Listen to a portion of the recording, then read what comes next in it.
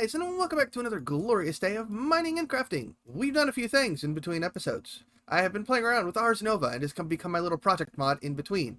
We've gotten moved in, we got our smeltery up and running, some furnaces, and another portal, some enchanting stuff, and a colossal chest over there for storing our items. Nothing crazy. Now, I will go ahead and tell you guys, before we really get into this episode, we had gone on an adventure. And unfortunately, I didn't realize it till I was on my way back that I had no audio the entire time. So what I'm going to do is voice over and cover a quick recap of what we did on that adventure. And here we go. So we start our adventure here as a fish swimming off into the distance. Shortly after finding land, we found a Drigmeat and gave him a wild horn to get Drigmeat shards. And just after that, we found a sylph, and I tried to grow a tree near it to get sylph shards, but after 20 minutes, I gave up for now. We left the sylph and found a dungeon of sorts, and I promptly avoided that for the time being. Then we found a signpost that pointed us toward a village. We found it, raided it for items for EMC and villager workstations. Shortly after, we found a seal, and after reading the book, we found if we give them 3 fish, they go get us an item. Continuing on, I found an apotheosis tower and raided it, then like an idiot forgot about the TNT trap and blew the roof off the place.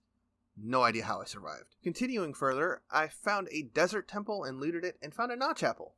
Nice. Shortly after, I stumbled upon a platypus and found out I could put him in a bucket, so I made a bucket and tossed him in my backpack to take him home with us.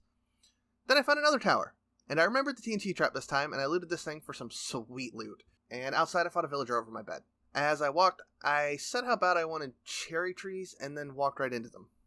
Wow. After this, nothing much happened, and we headed home. Alrighty, so I hope you guys enjoyed the recap. I tried to make it as quick as possible because those kind of things get kind of boring. Oh, hello. As I said, our new house has a little bit of a bug problem. Might have to do some poking around later, figure out where they all are. Alright, so in today's episode, guys, I do want to get a little bit of building done. I would like to kind of make our front door here look a bit better. I'm thinking we create something off of this cliff face. So I think we're going to go ahead. We're going to get to work on building up a proper entrance, as well as maybe setting up a few farming fields to work. Alrighty guys, so I went ahead and cleared out a little bit more space here for us. I'll go up there and take that down later. So we've got 8 blocks on each side of the door to kind of build our entranceway. And I went ahead and did a little bit of terraforming here to kind of give us a bit better of a landscape to work on, because this is just all kinds of little divots and holes. There's going to be a lot of terraforming that happens around here. And I think at some point we're going to redo that village as well. So from here, let's go ahead and grab, don't need that, a few of our different block combinations. I want to use some cherry wood because I really like the way it looks. And I want to see what we can come up with this. How does this look? It's got a nice red color when it's stripped. I'm just going to lay myself out a little bit of a palette here. I definitely think I like the cherry logs. I think they will add, honestly, I think almost that dark bark might work better. Let's just start throwing a few pillars up and let's see where we can go with this. Alright, so on these side parts, I do want to put up some kind of retaining wall so it doesn't look like we just have this freestanding sheer cliff. So I think this is actually a really good start for this, but maybe take out a little bit of the stone. So let's put some mossy bricks there, a bit of cobblestone brick there, and some smooth stone right there. You know what? I think we're actually going to take the smooth. I don't feel like this smooth stone fits in very well. So we're going to go ahead and pull that out of the palette. I don't feel like that doesn't fit right. So let's go ahead and start getting some walls built, and we'll be back. Alright guys, while I'm doing a little work on this wall, I was kind of had a little question for you guys. Have you guys ever seen, it's either, I can't remember if it's a Disney or a Pixar movie, it's a newer one called Encanto. My wife and I, we watched it with our kids a couple weeks ago, and for some horrific reason, her and I both have had the same song stuck in our heads for weeks. We just cannot get it out, no matter what we do. And it's the song We Don't Talk About Bruno from the movie. And it's stuck there, no matter how many times we've listened to the song. We cannot get it out of our heads. It's just, like, really catchy for some reason. Okay, so I got the first retaining wall in, guys. And I think I'm gonna do a couple of edits, and of course there's gonna be some more things to add depth in there here soon. I'm probably going to add another block to that right there. And I think for now, we're going to go ahead and get to work on this retaining wall because it's a much smaller one. And this one's definitely going to take some tweaking as we go about it. All right, so I think we got us a pretty nice looking wall here.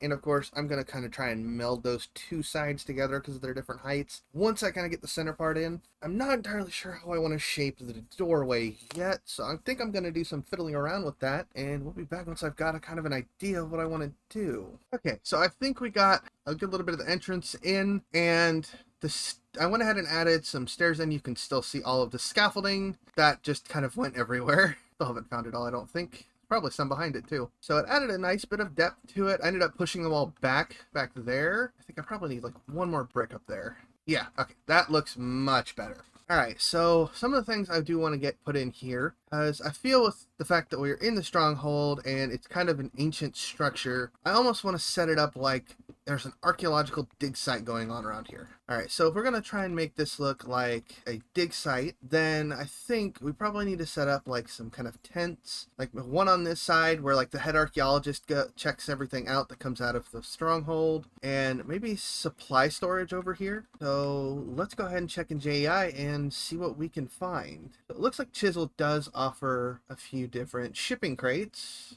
I think to make these though, we're going to need to go ahead. Wow, that's a lot of different tables. Let's start by making a carpenter's table. All right, so we have us a carpenter's table. So now in here, in theory, put this in. All right, so maybe it's not these. That's why. Okay, they're from Chisel. I don't see how we make those right now. So I think for the moment, let's just make some spruce crates. All right, there we go.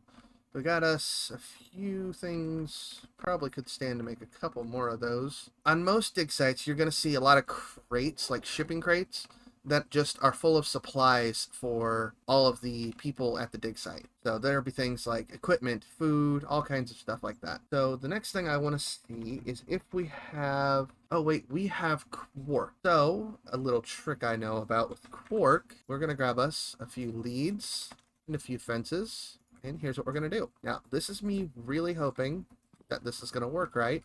And I don't want these connecting actually to this. So let me shift these around just a little bit real quick. There we go. Like that's a bit better. All right, so then we'll put this one here and this one here. Now, well, that might be a little too far apart. Put another one right there, and that one I think will be okay. So now quark does allow you to do this. Oh, yep, gotta remember that.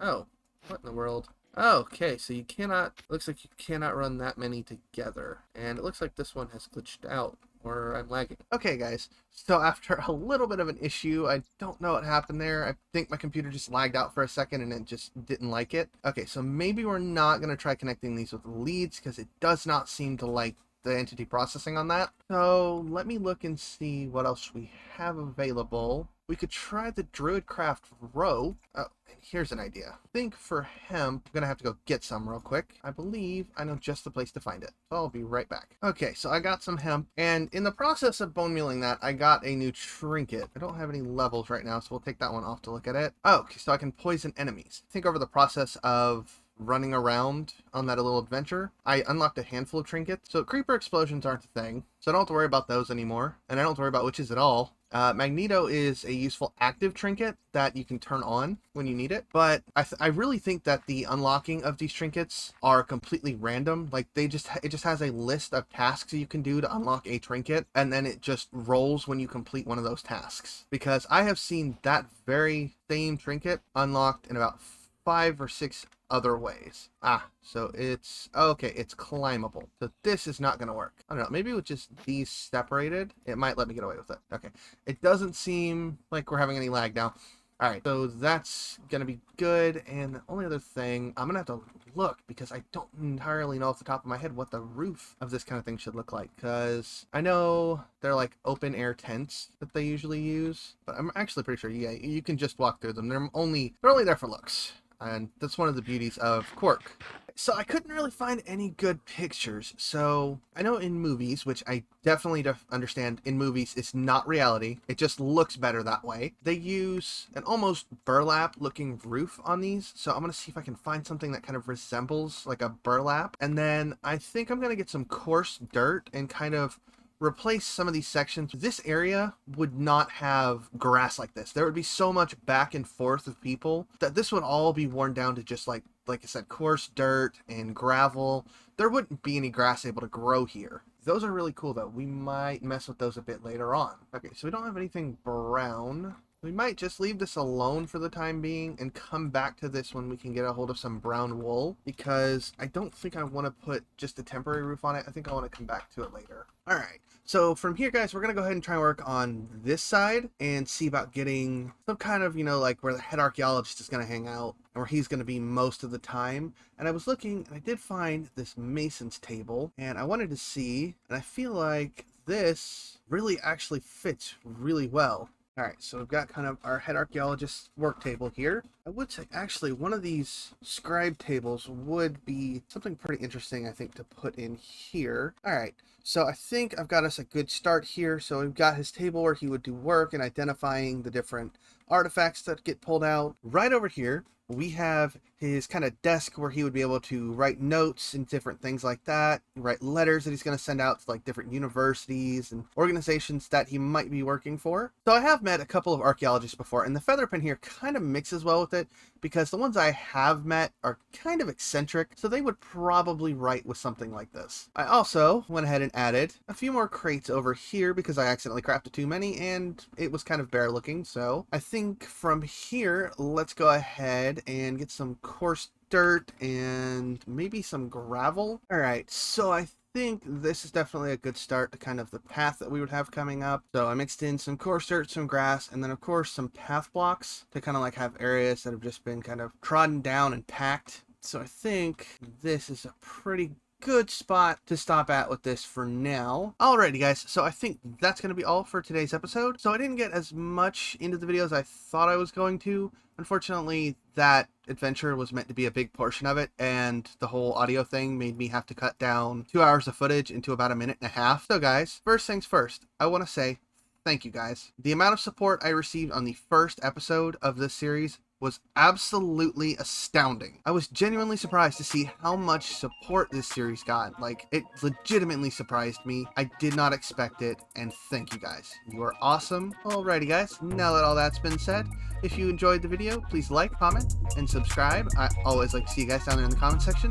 As well, if you guys don't know, I do have a Discord, and I am on Twitter, although nobody follows me at the moment. And I do post sneak peeks and updates on videos on my Twitter. I also am in my Discord pretty regularly. So if you guys want to come chill and hang out, come on over. The links are going to be down in the description. And all that being said, guys, I will see all you in the next video, and bye-bye.